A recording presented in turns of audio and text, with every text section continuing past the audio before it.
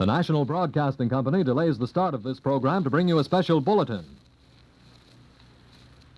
From the NBC newsroom in New York, it's a general offensive for the UN forces in Korea tonight, with attacks launched all along the beachhead front, from the Mason sector up to and beyond Taegu.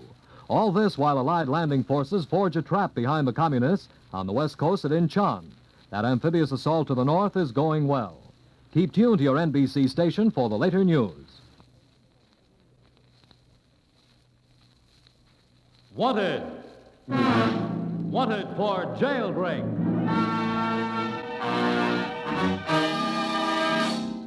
Presented in the public interest, this is the program that brings you for the first time on the air a nationwide manhunt in action. This is the program that has led to the capture of 3 dangerous criminals. From the record, the on-the-spot reports of the actual people involved. Nothing is withheld. No one is protected. Here are the dramatic eyewitness accounts of a man wanted. Wanted for jailbreak.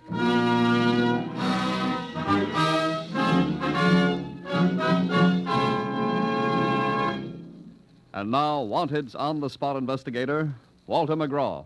Good evening. Once again, you and I are going on a nationwide manhunt for a criminal who is now at large in this country. I'm going to introduce you to the actual people who can give you eyewitness accounts of this man. You'll meet not only the law enforcement officers involved, but the criminal's associates and victims. Remember, the voices you hear are those of the actual people, not actors, and they're putting themselves on the spot to give you their own stories about a man who is wanted. Tonight, we're turning Wanted spotlight on another of the top 10 fugitives of this country. This time, it's a 60-year-old, tricky, case-hardened mobster who spent better than 20 years in various penitentiaries of this country. He's a man who cares little for his own life and much, much less for yours. So listen, these are the facts. The date, March 17th, 1947. Locale, Bakersfield, California. Fike's Grocery, located in the heart of the business district. The voices you hear next are the actual voices of the people who, through no fault of their own, are involved in the case of FBI number 15098. First, the owner of a grocery store. This is John Fike, owner-manager Fike's Finer Foods, Bakersfield, California. On this night, after the customers had all left the store, 3 employees and myself were left in the building. 2 men came up from the rear of the store, looking down the aisles as they walked, as though they were trying to find some particular item. When they got within about 10 feet of the check stand, they pulled out guns, and they kept their guns low, as though they weren't very excited. They took some $800. They ordered us all to the rear of the store, where they put us into a large butter box, and they asked me to wait for 5 minutes before we left. We waited the 5 minutes, walked out of the refrigerator, and called the police. This is Lieutenant Albert Meir, Bakersfield Police Department. On receipt of the robbery complaint, officers were dispatched to make the investigation. They soon learned they were looking for a couple of experienced gunmen. First, the job had been well cased. Secondly, the 2 bandits were very cool. Thirdly, they took very little time, made a clean getaway. About the only evidence obtained were the descriptions of the 2 bandits. Number 1 was described as about 30 years, 5'6", slight build, and walked with a slight limp, while number 2 was described as about 50 years, 5'9", heavier build, dark wavy hair, an Indian, and one clerk suggested that he possibly may have been using makeup. The only other bit of information was a car reported seen in the neighborhood. My name's Don Rodkey. I'm employed at Fike's Market. On the night of the robbery, I left at about 6 o'clock, went out the back of the store and down the alley. I noticed sitting at the curb a car with a man sitting in the front seat. It was a 1939 LaSalle, which caught my eye because there weren't very many made, and it was an unpopular model, especially a black sedan. I thought nothing more of it and went on home. That evening, Mr. Fike called me and told me that the store had been robbed. He asked me if I had noticed anything peculiar around the store. I told him about the car and later notified the police. This is Detective John M. Toll of the Bakersfield Police Department. While cruising in the downtown area of the city of Bakersfield with my partner, Detective Lacey High, we observed a 1939 black LaSalle sedan occupied by two men driving on one of the main streets. From our notes, we had information that a car of this description had been seen in the vicinity of the robbery of Fikes Market earlier in the evening. As the car passed in front of the police vehicle, the driver kept watching the police car. We decided to follow them and check the car and its occupants. They drove into a local drive-in, and we pulled up alongside and talked to the two men in the car. The man in the right-hand front seat I did not know. The driver of the car I recognized as a man who had been released from the local jail a few days earlier after serving a sentence for minor theft. His name was Sam Scribner. Sam Scribner, known to the underworld as Stupid Sam. Sam Scribner was a smallish, pleasant-looking man with a record of petty theft. Small stuff. Only once had he served a major rap, and that was in the federal pen for auto theft. Police were doubtful that this petty crook had cracked the big time, but they pulled him in. No big-time lineup methods were used. Little Sam Scribner sat at a table, and victims of the grocery store theft were asked to identify him. Eye to eye with an armed hold-up artist, eyewitnesses became victims of failing memories. Just plain frightened, they said, No, he's not the guy. I don't think. Bakersfield police had nothing on small-time Sam Scribner, so they released him. But from that time on, Scribner had two faithful followers of the plain-clothes variety, watching, waiting for him to make one false move. He made it. He violated a speeding law. This is Officer Lacey High of the Bakersfield, California Police Department. Upon stopping this man and questioning him in regards to his actions, Scribner stated, "Why don't you fellows pick on someone else for a while?" Upon talking to this man for a while, we then released him again for the purpose of watching his actions. Released again, small-time Sam knew he was being given enough rope to hang himself, so he was careful. Too careful. A shining model citizen. Meanwhile, the police laid out pipelines to California's underworld, trying to determine if Sam was involved, who was his companion in crime, who had planned the job, who was the brains.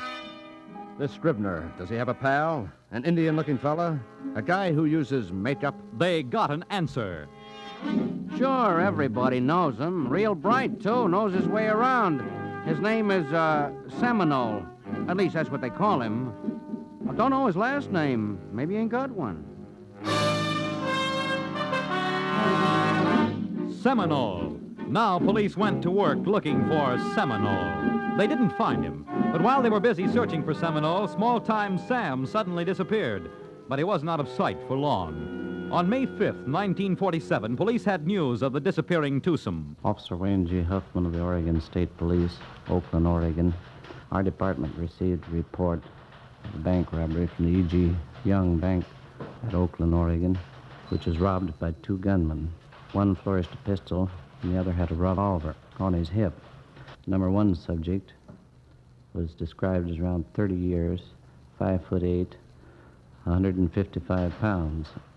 Number two subject was described as around 60 years, very dark complected, had slanty eyes, the appearance of an Indian, and pockmarked face. Also had the appearance of wearing makeup. There were two customers in the bank, and the robbers gave orders through hand signals. They were carrying a small black bag and obtained approximately $31,000 in loot. The descriptions of the Oakland hold-up men reached California police, and they identified them as the missing pair, Sam and Seminole. Meanwhile, Oregon set up roadblocks, but the pair had vanished. However, several days later, all alone and innocent-looking, small-time Sam reappeared in Bakersfield. We could have picked him up, but what was the use? We still had no case. We were waiting for Seminole to come back to town so as we could get identification. But Seminole was busy elsewhere. He had moved into a sleepy western town named Sweet Home. This time he had a different accomplice. I am Lois Stenberg, employed as the cashier at the Bank of Sweet Home, Oregon. I was present the morning the bank was robbed. by two gentlemen, an older fellow, about 50, and a young fellow, about 30. They herded myself along with the other employees and customers to the rear of the bank, and then the older gentleman, who was an Indian-type person, ordered us to open the vault, and since it was already open, we didn't know just what to do. We didn't want to just open it. We stalled as long as we could, and he got quite serious about it all, so we opened it. He handed me a sugar sack and ordered Mr. Horton to put the money in the sack. He took it, was going to lock us in there, but in his hurry, he went away without closing the door on us. They made their getaway with $50,500. Sweet Home authorities, knowing nothing of the Bakersfield, California, and Oakland, Oregon jobs, went to work on their own. This is Sergeant Larius of the Oregon State Police with headquarters in Albany, Oregon. Immediately after the Sweet Home Bank job was perpetrated, it was necessary to make a thorough search for the getaway car, which we presume was in the immediate vicinity. An all-afternoon search failed to locate this car. It was found, however, the next day on a side road in the vicinity of Foster, Oregon, which is about 3 miles from the bank job. On locating the car, we found it was one that had been stolen in Eugene, Oregon the night before. This car was returned to Sweet Home, where a thorough search for fingerprints was made, without results. However, we had a good composite description of the two bandits, and the search was continued. Description number 1, obviously Seminole. Description number 2 did not fit small-time Sam. Seminole was working with a new and younger accomplice, a good-looking 30-year-old. But once again, all traces of the men evaporated. Sweet Home Police began detailed checking of every man, woman, and child in town whose activities were doubtful, trying to get a lead. And they got it. The sheriff became interested in a man known as Joseph Berry Bishop, an ex-convict. Mike Southard, Sheriff of Lynn County, Albany, Oregon. I received a letter from the Sheriff of Oklahoma asking me to investigate a Bishop family who had just recently arrived here and located in a government housing project in Sweet Home. Deputy Sheriff Miller and myself searched the place and found a large family, apparently no means of support, and they were living well. There's 9 boys in the family, and 7 of them we learned later were ex-convicts. We checked very closely, but didn't find any stolen stuff. And at that time, we took a statement from Joe Berry Bishop.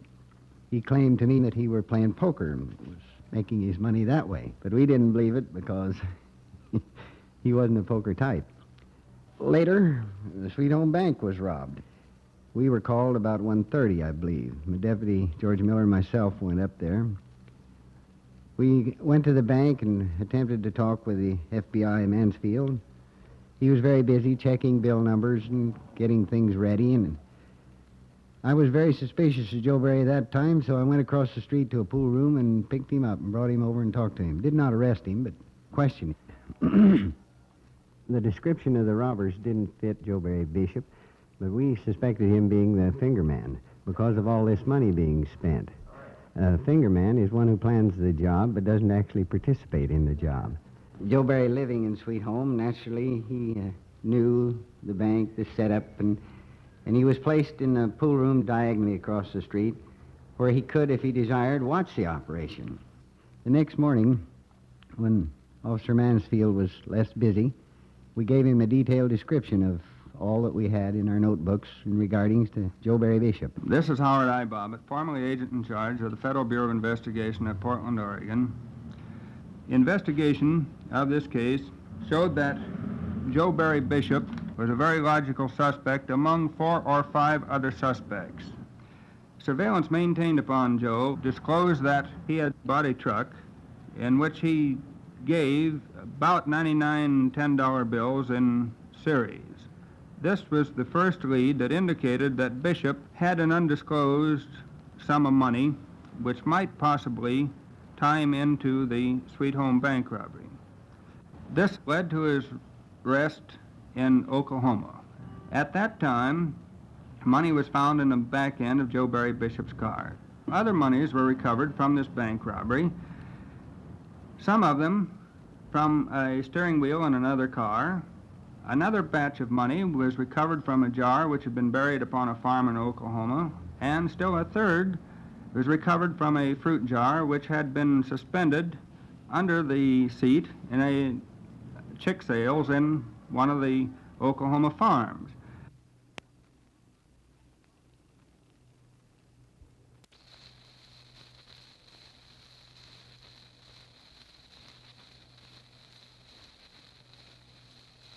Joe Barry Bishop was brought from Oklahoma to Portland, Oregon, and at that time he was interrogated by agents of the Federal Bureau of Investigation. He, in the hopes of reducing his sentence before the federal court, gave information which implicated Sam Scribner, Henry Clay Tollett, and Henry Clay Tollett's illegitimate son, Henry Clay Green. Joe Barry Bishop, wise in the ways of the court, had given police the information they were waiting for. He put the finger on the slatty-eyed makeup artist who posed as an Indian. Seminole's real name was Henry Clay Tollett. Henry Clay Tollett was the brains. Small-time Sam was strictly an employee. And as for Henry Clay Green, Tollett's son, well, crime just came natural in the family. Now the gang was identified. Identification was one thing. Finding them was another. Police began backtracking on Tollett, looking for his present whereabouts through his past. It was easy enough checking up on his past. It was all in the police files. Way back in 1923, he got caught for, of all things, cattle rustling. Spent 2 years in the pen for that. Then he went into the big time with the armed robbery of 2 Oklahoma banks. He went back to jail in 1936 with a 30-year rap, and he found a home in the pen. And a hobby. He learned to use theatrical makeup. Nobody thought he'd get out, but 16 years later, this cookie had a good behavior record which gets the eye of the parole board. All of a sudden, he's out. And back in business. We thought we knew everything about the guy except his whereabouts. Then we had a shocker. A 14-year-old girl called the state police. She wanted protection. She said her husband was beating her and she was afraid. The state police turned the case over to the county probation department. This is Mrs. Kathleen White, Deputy Probation Officer of Tulare County, located in Visalia, California. I received a call that a child bride was being mistreated and abused and beaten by her husband. I visited in the home of the parents where the child was then staying. I learned that Claudia was only 14 years of age and that she had met this 54-year-old man through friends of hers who had induced her to go to Las Vegas for the purpose of marrying. She was married and returned to Bakersfield, California with her husband, where she was kept prisoner for 2 or 3 months or until this escape. I learned that the name of this man was Henry Clay Tollett, also known as Seminole. 55-year-old Henry Clay Tollett, ex-con, bank heist artist, wanted for 3 big jobs, was the husband of a 14-year-old almost woman, the husband of a child. Now probation authorities went to work, and according to our reconstruction of the facts, they learned... Claudia comes from a plenty poor family. The kid met Seminole at a party. He fell for her. She was kind of pretty in a baby way. Well, he filled her full of alcohol and took her to Las Vegas, where he married her. Yeah, he beat her up a lot, for kicks. Some of the gang he went with beat her up, too. Then he took her to his sister's house. When he was away on a business call, the sister used to babysit his wife. Claudia tried to beat it a dozen times, but one of Tollett's friends always brought her back. Once he threatened to swing her around by her heels and crack her skull if she didn't stay home. Of course, she was scared. But scared or not, she finally got loose. Tulare County now filed a warrant for Tollett on 2 counts of statutory rape on behalf of his child bride. Then the important information came through. A hot tip on Seminole's hideout in California. This is Lieutenant Ernest Fisher of the Kern County Sheriff's Office, located in Bakersfield, California. Accompanied by Deputy Sheriff Merle Stoops and city police officers, we proceeded to a residence approximately 6 miles west of Bakersfield. The city police department officers covered the front door, while Deputy Stoops and I covered the rear. Lieutenant Greer rapped on the front door. A man answered. Lieutenant Greer called, "Seminole, I would like to talk to you." The man come to the door, and the city officers rushed him with their guns drawn. Tollett jumped back by his bed, where he had a grip containing 3 loaded revolvers. He had no chance to get a gun from the grip. I asked Tollett if he wished to make a statement at this time.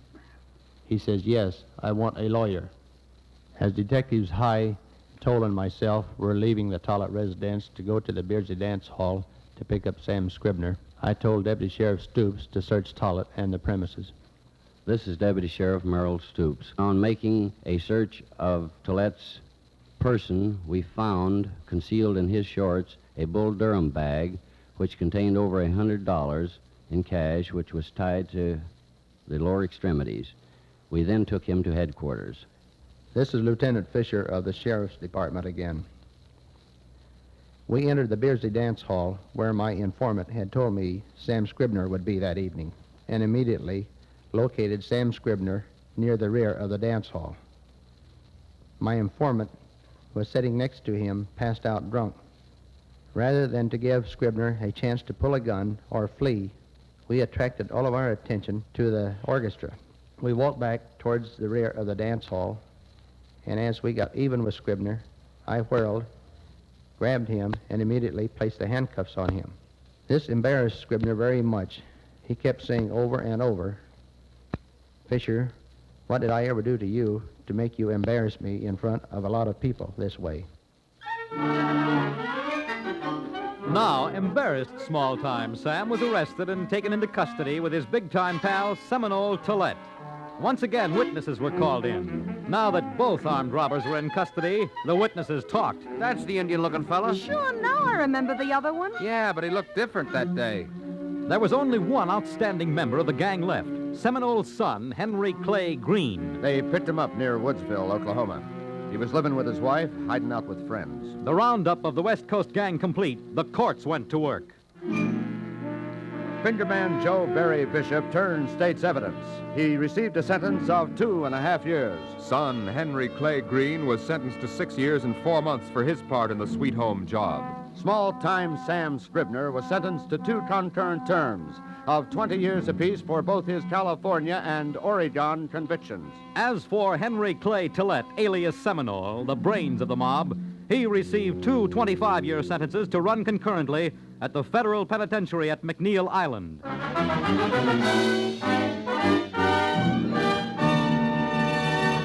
Here again is Walter McGraw. So finally, Seminole was sent up. Henry Clay Tollett was jailed in one of the toughest penitentiaries of this country, a federal pen where every day is a special day for safety measures. Seminole immediately got attention because of good behavior. Was that guy good? Wings sprouted from his shoulders. He had a halo. He said he was practicing for another life. And he was. There was a big storm at McNeil Island, a regular hurricane. Everyone thought the pen was going to blow away. The guards were plenty busy with the weather. So Tollett, with the help of a couple of friends, got himself bolted into a case of furniture. You know, the kind that's made in a prison and shipped out for federal office use. Well, Tollett was shipped out with 3 waste paper baskets and a filing cabinet. On November 22nd, 1949, Henry Clay Tollett left McNeil Island in a special trunk to Washington. But somewhere along the way, he melted into the night, right out of the crate to freedom. An alarm was sounded. First the state of Washington, then Oregon, and then the entire Southwest. Half a dozen tips came in, but no payoff. Henry Clay Tollett has been named in bank jobs in New Mexico, San Francisco, Chicago, and New York. But leads, as of this moment, they have none. It is not our function here to determine the guilt or innocence of a man, nor do we intend to. But according to the facts you've heard tonight, and or other pertinent material, Henry Clay Tollett is wanted. Here again is Walter McGraw. You can help find Henry Clay Tollett. Remember, you, the listener, have already run up an impressive record with the apprehension of 3 of the 9 fugitives we've brought to your attention. But to bring Tillett to justice, you must be informed of all the facts. What does he look like? How does he dress? What are his habits? These we will give you, so stand by. How can you recognize him? Listen, and listen carefully. This is E.A. Walls, Chief of Detectives, Bakersfield, California. Wanted, Henry Clay Tillett, age 55, height 5 foot 9 inches, weight 180 pounds, hair gray, eyes brown, complexion dark, cut scar below corner of right eye, tattoos, Henry Goldie Clay, black cat and number 13 tattooed on left calf, walks with slouch. Now back to Walter McGraw in New York. If you should see Henry Clay Tillett, do not approach him on the street. Call your own local police department or the FBI. Give them the fullest possible information. Now, to help you, the voice of the underworld. Make no mistake about it. This Henry Clay Tillett is some operator. Don't think this guy is a dope, because he ain't a dope. He's a very smart guy. He learned how to smear his kisser with makeup when he was in McAllister Penitentiary. He learned every trick of the trade. But this baby has got one weakness. He's crazy about California. He loves the weather. He loves the climate, and he loves the broads. You'd think a guy like this, if he's so smart, would hit someplace where it snows once in a while. But this baby has got a fix on California. So if you want to grab this guy, he's in and out of that place, like Bakersfield, practically every month. And if somebody can spot him who knows makeup, they're going to pick this boy up. If you have no other way of seeing a picture of Henry Clay Tillett, go to your local post office. A poster with his picture and description is on the wall. Study that face. Henry Clay Tillett is 55 years old, height 5 feet 8.5 inches. A native of Arkansas whose speech is flavored with an Okie drawl. He's squat, heavy-set, weight between 180 and 200 pounds. His hair, normally gray, is frequently shoe-polished black. A makeup artist, usually disguised as an Indian, he walks with a slouch. Henry Clay Tillett is one of the top 10 fugitives in this country today. No easy job to trap. He's fast and smart. He plans a bank job like a businessman plans a campaign. But you can stop him. You can put him where he belongs. Right now, I have information that he's in California, probably not too far from Bakersfield. He's depending on his makeup to hide his identity.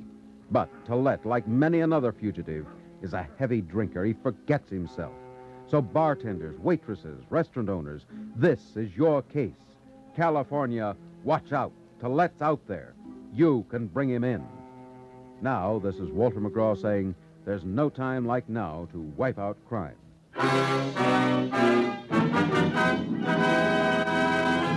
Be with us again next week when you will hear the actual people give their eyewitness accounts of the tattooed man with a double identity. Wanted. Wanted for armed robbery. All material heard tonight was factual. From the record, real names were used. No one was protected. Tonight's report was written by P.L. Mayer. Music was directed by Morris Momorsky. The narrator was Fred Collins. Wanted was supervised for NBC by Joel Hamill and produced and directed by Walter McGraw.